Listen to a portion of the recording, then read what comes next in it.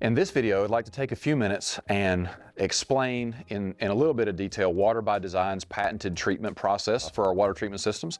And then in the second part, I'd like to detail how exactly what we do is different from a lot of oxygen generating systems that you may be familiar with. And there are two main parts here, and the first part I'd like to talk about is the biofilm problem.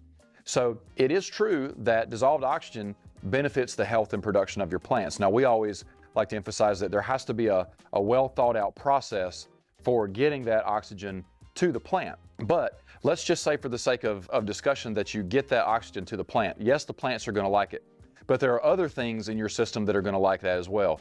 And that's namely bacteria that give you the nasty biofilm that everybody's trying to avoid. So what generally happens in most situations that we go into, most grows, and it's not exclusively one way or the other, but if you had to pick one, a lot of growing environments tend to skew towards the anaerobic side.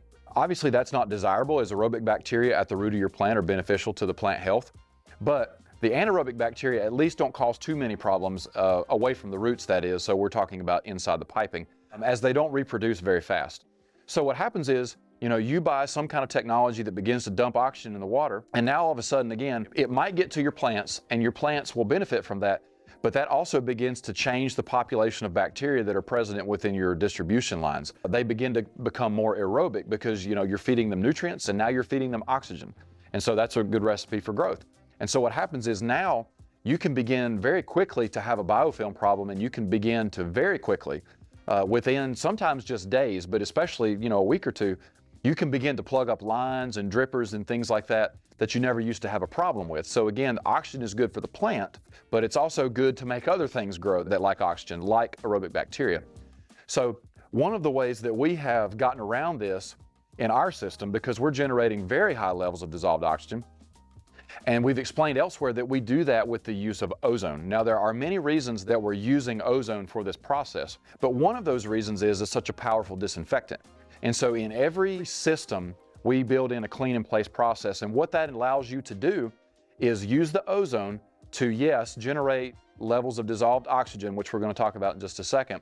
But also, we've designed that clean in place process so that periodically, when you need to, you can use that highly ozonated water. Instead of converting it into oxygen, we can keep it in the form of ozone, and we can deliver that anywhere you would like, to your fertigation system, to your batch tanks, to your distal irrigation plumbing, your drippers. It will keep all these things clean if you run this the way that we tell you to do it. You literally will never scrub out another day tank, for example, if you run this technology the right way. You can literally avoid having to worry about plugging up drippers. And that's all built into our process, and that's because we start with ozone. So we're able to really limit the biofilm production that most oxygen generating systems are gonna give you. We're able to give you the good with the dissolved oxygen while avoiding the bad, which is the bacterial overgrowth that you will most certainly see with that. And so the second way that our process and our technology differs significantly from other oxygen generating systems out there is we just talked about how we use the ozone for CIP purposes, but there's another reason that we like the ozone as well. So oxygen has a very, very low solubility rate. And I'm aware that certain companies will tell you that, we can get 30 or 40 parts per million dissolved oxygen, whatever. And the devil's in the details, right? It always is. So what happens is it's important to establish a couple things first so that you can understand why our process is different. There's a big difference in dissolved and undissolved oxygen. And so what happens is, if you have a whole bunch of bubbles, there's a lot of technologies that'll put oxygen in the water, and they're in the form of bubbles, even small bubbles. The important thing to remember is, yes, the smaller the bubble, the better, but a bubble still means you have undissolved oxygen. Undissolved oxygen cannot be used by the roots of the plant. So no matter what the level is, 30, 40, 50, 60, 70, whatever, the plant can't use it if it's not dissolved. So smaller bubbles are better, yes, but in our view, bubbles are bad. With our mixing technology and the way that we do this, our system essentially does not have bubbles. So that's the first thing that you need to understand. The second thing we need to understand is, again, because of the low solubility of oxygen, the most that you're really going to get in a real world scenario is about 15 parts per million. That's with liquid oxygen, the right temperature, the right pressure, all that kind of stuff. Now, some people may think that's enough. We would disagree. Not a lot of data that you can look up on this, but because we've been doing this for so long, we actually know what ranges of dissolved oxygen we're targeting depending on what plants, we're growing.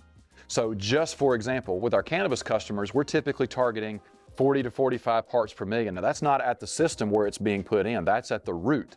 So again, as I said earlier, you have to have an effective process for this. You can't just simply dump it in the water and say, well, this is good for the plant. You have no idea if it's making it to the root or not. We've talked more about that in other videos. We have to first know what are the target levels of dissolved oxygen that we're even targeting, and most people are not even thinking about that. The second thing, again, because of the poor solubility of oxygen, you're simply not going to be able to get, in this case cannabis, you're not going to be able to get to that 40 to 45 parts per million, because in the real world, you're already limited to about 15 parts per million. Now, again, some will tell you that we can get 30, 40, but again, you need to make sure, because again, the devil's in the details. A lot of times those probes are reading undissolved oxygen because of the bubbles. So that's not reflective of, one, what's actually dissolved in the water or what's going to be making it to the plant. So that's super important. So again, from our experience, we've seen you're really not going to get more than about 15 parts per million. Now that's with using just oxygen. So back to ozone. Ozone is 12.5 times more soluble in water than oxygen. So you can easily drive up the dissolved oxygen levels much higher by using ozone, and you also get the added benefit of it being a disinfectant, which we talked about. So again, to recap, we need to know, first of all, what levels we're targeting, and then we need an effective process to hit those levels, which you cannot do with oxygen only. And the scenario I'm describing with dissolved oxygen, it doesn't happen with just oxygen only generating systems.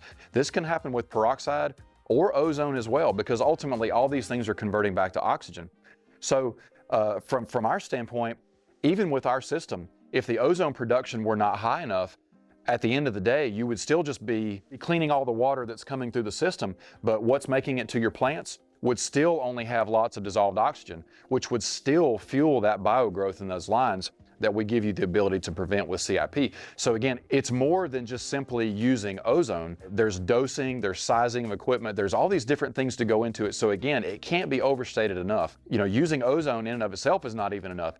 You have to have a well-designed, engineered process that accounts for all these different variables that we just really haven't seen that anybody else out there is accounting for. So again, at the end of the day, our job is to pull all these things together to make sure that we're hitting the target levels of dissolved oxygen for your plants, while at the same time giving you a way to disinfect and clean your pipes so that you're not clogging everything up.